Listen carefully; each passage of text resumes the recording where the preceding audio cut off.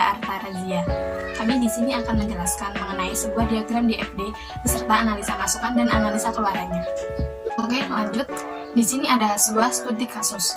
Buatlah DFD serta tentukan analisa masukan dan keluaran dari analisa berikut. PT Permata adalah sebuah perusahaan yang bergerak di bidang pembelian kredit barang-barang elektronik. Semua transaksi di perusahaan masih dilakukan secara manual. Berikut ini adalah kegiatan yang dilakukan oleh bagian pembelian dalam melaksanakan transaksi pembelian barang-barang di dalam perusahaan. Oke, yang proses pertama ada proses pemesanan barang. Setiap kali bagian pembelian akan membeli barang, ia selalu menerima form permintaan pembelian dari bagian gudang, yang kemudian bagian pembelian dicatat dan disimpan ke dalam arsip FPP. Kemudian, berdasarkan arsip FPP tersebut, bagian pembelian membuatkan surat pesanan yang diserahkan kepada supplier dan rangkapnya disimpan ke dalam arsip pesanan. Proses kedua ada transaksi pembayaran. Berdasarkan surat pesanan tersebut, supplier mengirimkan faktur yang diterima oleh bagian pembelian sebagai bukti bahwa barang yang dipesan sudah terrealisasi dan rangkapnya disimpan ke dalam arsip faktur. Apabila sudah sampai tanggal jatuh tempo, berdasarkan faktur dari supplier, bagian pembelian membuat bukti pengeluaran kas yang diserahkan kepada supplier sebagai bukti bahwa barang yang dibeli sudah dilunasi pembayarannya, kemudian rangkapnya disimpan ke dalam arsip BPK. Proses ketiga ada pembuatan laporan. Setiap akhir bulan, bagian pembelian selalu membuat laporan pembelian berdasarkan arsip faktur dan laporan pesanan berdasarkan arsip pesanan yang ditujukan oleh pimpinan. Oke, langsung saja ke pembahasannya. Yang pertama yaitu ada diagram konteks. Diagram konteks disebut juga sebagai diagram level 0. Bisa dilihat di bagian diagram di sini. Yang pertama yaitu bagian gudang akan memberikan form kepada sistem. Kemudian setiap bagian pembelian membeli barang akan mendapatkan FPP dari sistem. Kemudian dari FPP tersebut, bagian pembelian memberikan surat pesanan kepada supplier. Kemudian, supplier memberikan faktur pembelian kepada sistem yang ditujukan oleh bagian pembelian. Selanjutnya, setelah bagian pembelian menerima faktur dari supplier, kemudian bagian pembelian melakukan pembayaran dengan adanya bukti pembayaran kas. Setelah itu, setiap akhir bulan, bagian pembelian akan membuat laporan yang ditujukan oleh pimpinan. Pembahasan selanjutnya yaitu ada diagram overview atau diagram level 1. Penjelasannya, bagian gudang akan memberikan FPP kepada sistem pesanan barang. Kemudian, bagian pembelian akan menerima FPP dari sistem, kemudian FPP tersebut disimpan di arsip FPP. Kemudian, bagian pembelian membuat surat pesanan yang ditujukan kepada supplier, yang kemudian rangkapnya disimpan di arsip pesanan. Kemudian, berdasarkan data pesanan, supplier akan mengirimkan faktur kepada bagian pembelian dan rangkapnya akan disimpan di arsip faktur.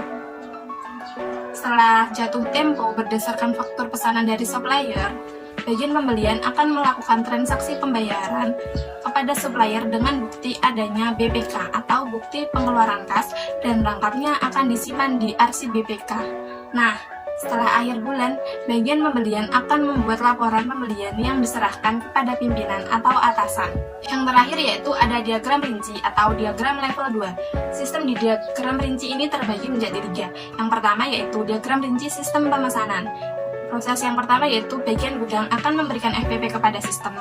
Setelah itu, setiap bagian pembelian melakukan pembelian akan menerima dari sistem dan rangkapnya akan disimpan di arsip FPP. Diagram rinci yang kedua ada diagram rinci sistem transaksi. Dari surat pesanan yang dibuat oleh bagian pembelian, kemudian masuk ke dalam sistem pencatatan yang kemudian disimpan di data pembelian. Kemudian dibuatkan struk transaksi dan outputnya yaitu faktur pembelian. Nah, setelah faktur diterima oleh bagian pembelian, maka akan dilakukan transaksi pembayaran kepada supplier dan dilakukan sistem pencatatan transaksi. Outputnya berupa struk pembayaran atau BPK. Diagram rinci yang terakhir yaitu ada diagram rinci sistem laporan. Nah, setiap akhir bulan, bagian pembelian akan melakukan laporan kepada pimpinan. Laporan pimpinan dibuat berdasarkan arsip faktur dan laporan pesanan dibuat berdasarkan arsip pesanan. Analisa masukan dan analisa keluaran.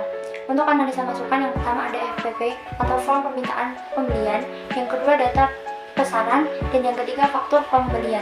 Untuk yang analisa keluaran ada BPK atau bukti pengeluaran kas, yang kedua laporan pembelian, yang ketiga laporan pesanan.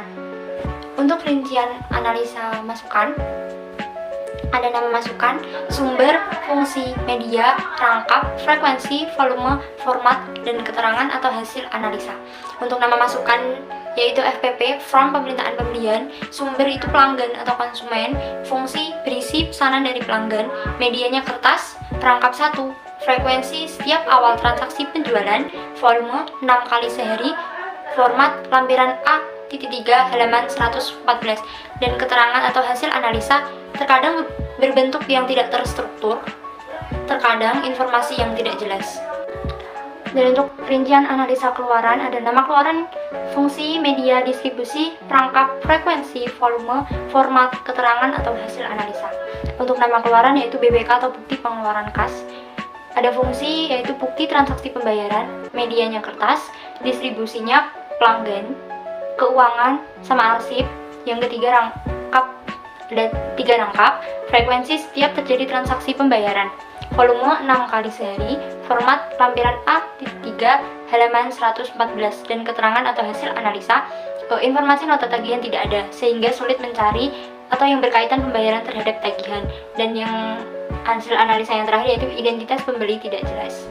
Sekian presentasi dari kami. Apabila ada pertanyaan bisa ditulis di kolom komentar. Wabillahi taufiq wal hidayah, waridho wal inayah. Wassalamualaikum warahmatullahi wabarakatuh.